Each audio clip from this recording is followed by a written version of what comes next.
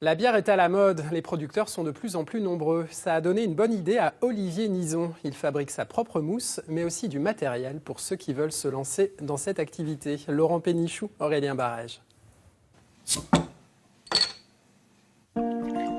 La bière, elle tire son nom du tchèque bira qui signifie amertume. C'est le houblon qui donne son amertume à la bière. D'ailleurs, sans houblon, ça s'appelle de la cervoise.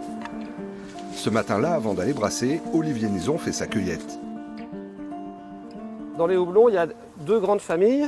Il y a les aromatiques qui vont donner les arômes, comme leur nom l'indique, et les amérisants qui, eux, vont donner l'amertume et la conservation de la bière.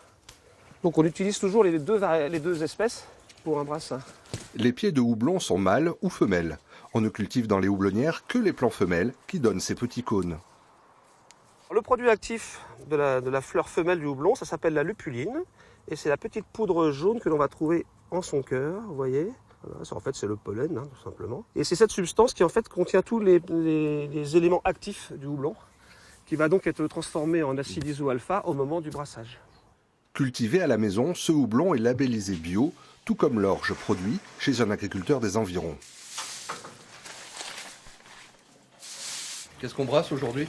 Une ambrée traditionnelle, selon la méthode belge, c'est-à-dire la méthode du multipalier, donc avec une élévation de température progressive, avec des paliers différents. Contrairement à la méthode anglaise, qui consiste à faire un palier à température unique.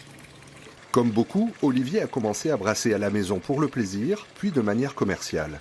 Il est installé ici depuis 5 ans. Vous n'êtes pas brasseur à l'origine? Pas du tout, j'étais ingénieur en robotique industrielle. Qu'est-ce qui vous a amené là? Le hasard et l'amour de la bière, évidemment. Disons que la robotique, c'est très bien, mais arrivé à un certain point, il y a une certaine lassitude qui s'installe, forcément, un peu l'impression de déjà vu, de tourner en rond.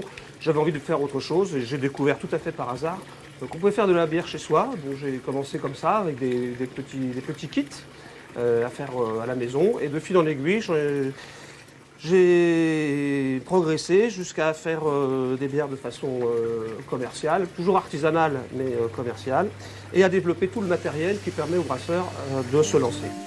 Car aujourd'hui, son activité principale n'est plus la production de bière, c'est la fabrication de micro-brasseries. Il s'en crée en France 2 par semaine, on en compte déjà plus de 850. Olivier exporte son matériel dans le monde entier, en Belgique, en Suisse, en Autriche et même en Afrique. L'une d'elles est en cours d'installation à Yaoundé. Une petite installation gravitaire comme celle-là, avec des cuves de 150 litres, est vendue 4 200 €, montée, prête à l'emploi. Une version beaucoup plus importante est vendue 19 000 €. Le retour sur investissement est de l'ordre de 5 jours en moyenne, entre 5 et 6 jours d'utilisation. Olivier possède une 3e corde à son arc. Il organise 2 fois par mois des formations. On y apprend à brasser, mais pas seulement. Le brassage, c'est une petite partie de l'activité de chef d'entreprise dans la brasserie artisanale. Il y a évidemment une partie juridique, il y a une partie fiscale, le montage d'un dossier pour être entrepositaire agréé auprès des douanes. Parce que apprendre à faire de la bonne bière, c'est une chose, mais il faut aussi avoir le droit de la vendre. Et vous continuez à brasser? C'est fondamental, sinon je perdrais toute crédibilité, bien sûr. Et le plaisir qui va avec, bien entendu. Et notamment le plaisir de la dégustation. Parce que brasser c'est bien, mais goûter c'est encore mieux.